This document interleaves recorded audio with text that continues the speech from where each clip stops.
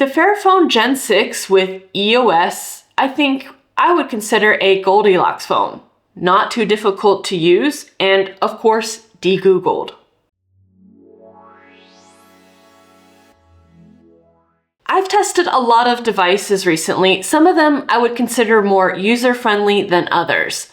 But I really wanted to focus on a device that people who may be considering to buy a device that is European-focused and, of course, de-Googled, that they would have a more mainstream option. And this is the Fairphone, and in specific, the Fairphone Generation 6 with EOS.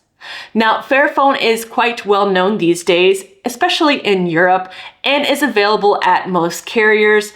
And you're able to purchase this device with two options for an operating system. By default, you can use the Fairphone OS, which is based on Android 15. You also have the option for EOS from Morena.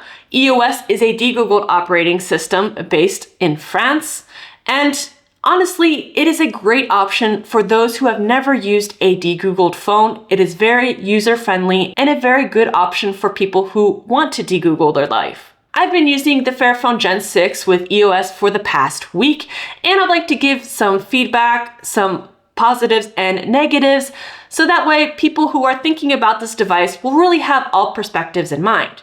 Now first, I want to get into the unboxing, a quick overview.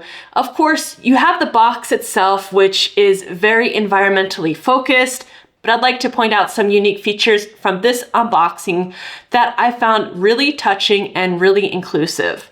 The box itself has a raised design, which most people will think would be great for aesthetic reasons, but it does have a great implication for those who are visually impaired or blind. They'll be able to feel the design of the device without being able to see it, which is super important. In the box itself, there is a quick step guide, which also includes Braille on the packaging, which is honestly the most thoughtful thing a company could do. I've tested so many devices, and even blind focus devices that don't have Braille included on the packaging or even in the guides. So having this option honestly made me cry. It felt like for the first time being seen by a major company, this was a thoughtful choice, and I really appreciate it from Fairphone. The phone itself comes in 3 different color variants. I chose the cloud white version. There's also a forest green or horizon black. Now, the white itself, I would say cloud white is a bit of an off-white color, but I find this color quite useful, especially being visually impaired. It just stands out on objects. I am someone who has a really hard time seeing devices that are black. They blend into everything and I can't see it. So I really appreciate companies who make white devices or very light colored devices for the visually impaired to be able to see those devices pop out on furniture, in bags, and just make it a lot easier to find around the house. The device itself feels good in the hands. It is plastic and made from recycled materials, so it's not going to feel as premium as a glass or aluminum back to a phone, but it honestly gives me that feeling of old Nokia phones. It feels like a phone that I can drop, which I will, and it will survive. And if it doesn't, guess what? The phone is modular and repairable. I honestly find this to be so important for any device that I use, something I can replace the battery, the backing, the screen, and the camera, as well as the charging port, all by myself with one single tool. Now, I think this should be a law at this point that you should at least be able to replace the battery yourself, but going above and beyond, Fairphone really makes this device a lot more future-proof. And for those of us who do drop and break devices, it gives us a little bit more peace of mind.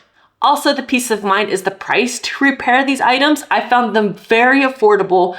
As somebody who has repaired their devices before, especially in a repair shop, this can be a costly side quest that you don't necessarily want to go down. Some people have to make the awful decision to buy a new phone rather than repair a phone that would work perfectly fine because the repair prices cost more than a new phone would.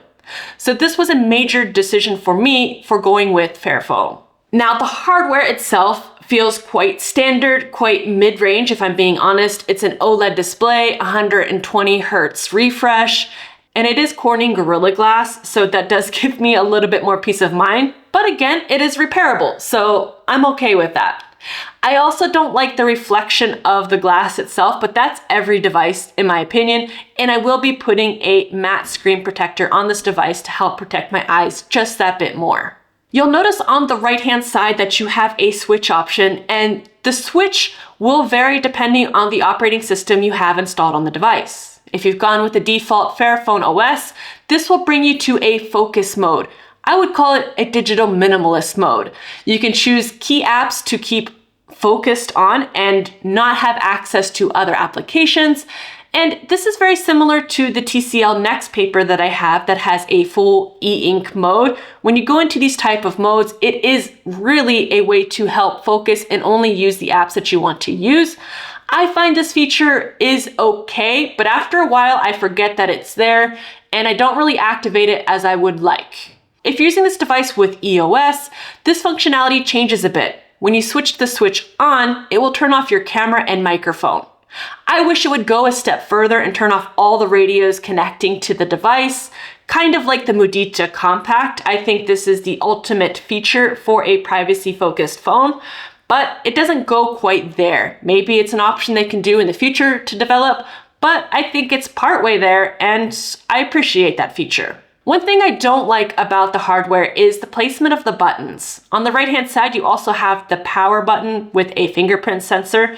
And on the left-hand side, you have the volume buttons, which are a little bit lower. So if you're pressing the power button and your finger hits the volume button that takes a screenshot, you'll find yourself taking a lot of unnecessary screenshots, or at least I have in the past week. One giant positive to the hardware itself is the double SIM and microSD slot. I didn't know that it had an extra microSD slot till a couple days ago, and I was super excited. This device comes with 256 gigabytes of memory by default, but you can expand it with your microSD up to 2 terabytes, which is amazing. As somebody who takes a lot of photos, videos, and carries their music library with them wherever they go, I find this feature an absolute must, and I'm super excited to have discovered it by accident. Now the device in the hands feels, I would say, okay. It is 6.3 inch display, very similar to a Google Pixel 8 that I have, for example. It feels a little bit lighter in the hand, being made from plastic, of course. It does have quite a large battery, and when we're talking about battery life, I was pleasantly surprised with the battery performance on this device. I can easily get 2 days, if not more, depending on my use case, of course, but it really does optimize the battery. I'm not sure if this is because I'm using EOS, which is a de-Googled operating system, which means my information is not being scanned and sent off to Google all the time. I find this with alternative operating systems quite often. Your battery life will be greatly improved if you're not using stock Android. As far as EOS is concerned, I really love this operating system. I think it is a great entry operating system for people looking to de-Google their life, but still having full functionality or most functionality. I'll put that in quotation marks because there are a couple apps that I found might not work as planned. The App Lounge, which allows you to install applications as you would, of course, on a Google Play Store or an Aurora store. It is their own dedicated app store. You will find most of the apps on here, but you'll find that maybe some apps don't work like they're supposed to. There is a workaround to this. I decided to install Aurora Store, which is an alternative app store, and you're able to install the apps that you need. Now, as far as banking apps are concerned, I was able to install all of my banking applications except for one, but it's an app that I have problems with across multiple devices, so it's not a major deal not to have it on this device. It's just a bit of a pain in the butt. The operating system, EOS, by default looks very Apple-esque, but performs very much like Android. It's almost like the perfect mix of the two operating systems. You have the beauty of the icon design of iOS, but you also have the customization and functionality of an Android device, but it is de-Googled, so you don't have Google services by default.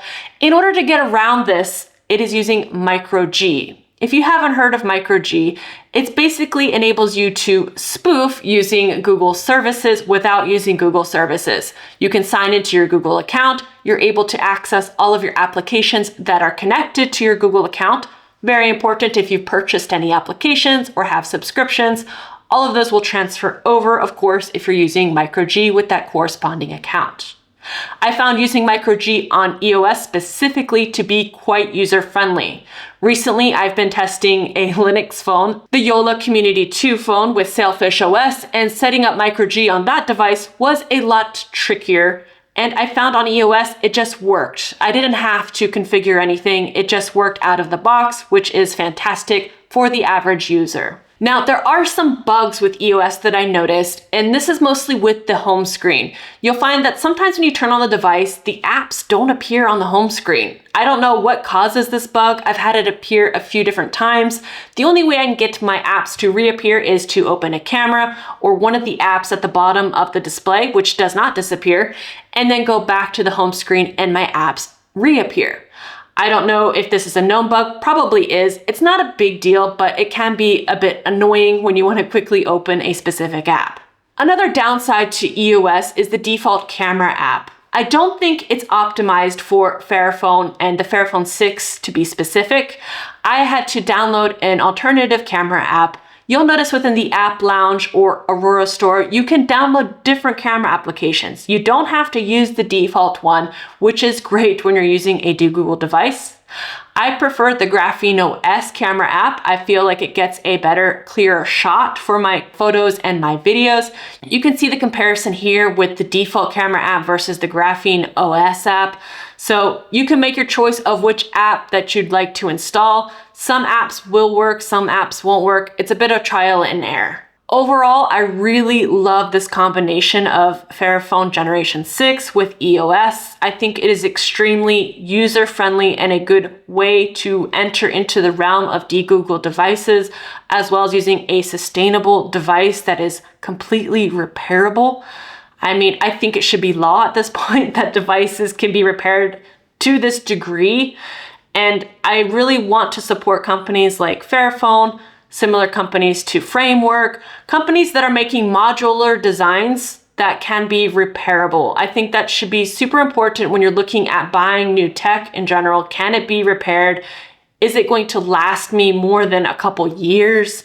And the answer to that is yes with Fairphone.